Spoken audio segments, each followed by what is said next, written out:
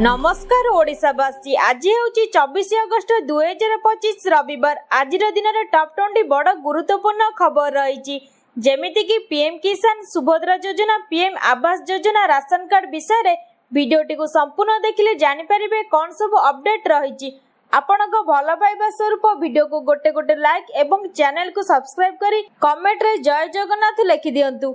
आजिर प्रथम खबर राजनीति रे हलचल नवीन निवास रे मोहन नवीन निवास गले मुख्यमंत्री मोहन चरण माझी सेठारे विरोधी दल नेता नवीन को भेटी तांको स्वास्थ्य अवस्था बुझिचंती तांकर सुस्थता कामना करे आपनक स्वास्थ्य अवस्था किपरि अछि बोली पचारिथिले। विरोधी दल नेता पटनायक कहिथिले मो सुस्थ अनुभव करूची मुख्यमंत्री कहिथिले जे महाप्रभु जगन्नाथक निकट रे आपनक सुस्थ निरामय जीवन निमते प्रार्थना करूची। शुक्रवार संध्या रे नवीन डिहाइड्रेशन जनित असुस्थता अनुभव करथिले।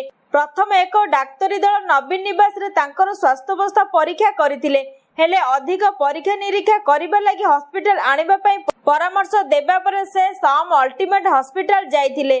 परवर्ती खबर एमिति योजना थिले टेंशन रहिबनी आवेदन करी उठांतु लाभ प्रत्येक नागरिक को वित्त सेवा जोड़िबा पे आरंभ होइतिला जनधन अकाउंट सेवा लक्ष्य थिला सहरांचल हेउ कि ग्रामांचल प्रत्येक नागरिक को बैंक पक्षरु दिया जाउतिया सुविधा जोगाई देबा।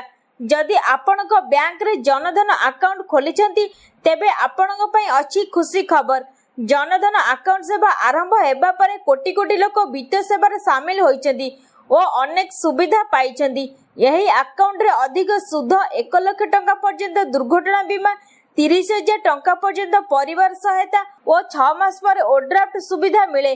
सेहीपरि अटल पेंशन योजना रे शामिल हेले 60 वर्ष पर प्रति मास 1,000 टंका रो अधिक पेंशन मिलिबो एथिरे निज सह परिवार भविष्यत सुरक्षित हेबो। परवर्ती खबर खोलिला हीराकुद जल भंडार 4टी गेट रे हेउची बन्या जल निष्कासन। हीराकुद जल भंडार कैचमेंट अंचल रे प्रबल वर्षा जोगु जल भंडार अतिरिक्त बन्या जल प्रवेश परिमाण वृद्धि पाइछि फल रे जल भंडार जलपतन मध्ये क्रमशः वृद्धि पाइछि। जल भंडार सर्वोच्च जलधारण क्षमता 630 फुट रहितबा बेले जलधारणर सठिक परिचालन स्वरूप अतिरिक्त बन्या जल निष्कासन पर शनिवार पुणी थरे हीराकुद जल भंडार स्लुइस गेट खोला जाइछि। बाम पार्श्वर 3टी गेट और दक्षिण पार्श्वर गोटे गेट मिसी 4टी स्लुइस गेट को शनिवार पूर्वाह्न 10टारे खोला जाई जल भंडार अतिरिक्त बन्या जल निष्कासन करा जाइछि। परवर्ती खबर एणिकी सस्ता रे मिलिबो घर मध्यवित्त पाइबे बड़ लाभ जानंतु पूरा विवरणी।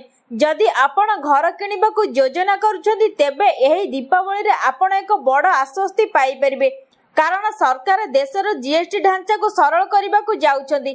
केंद्र सरकार का प्रस्ताव अनुसार जीएसटी रे वर्तमान